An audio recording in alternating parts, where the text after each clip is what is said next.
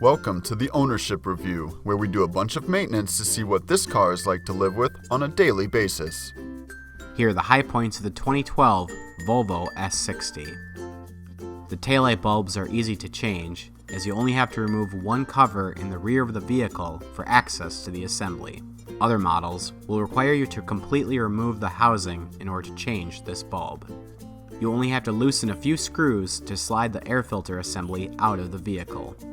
This access is extremely easy when compared to other models. Checking the oil level is easy to do, as the oil dipstick is easily accessible in the engine bay. Not everything is perfect. Here are the pain points. The cabin air filter is difficult to access in the footwell of the vehicle.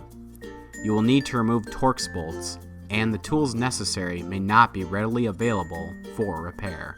To access the petcock, you'll have to remove a large panel from under the vehicle first. This is tough, as you will need to use a few tools and contend with gravity as you work under the car.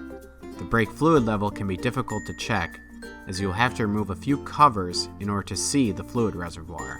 This can make it tough to keep an eye on this reservoir.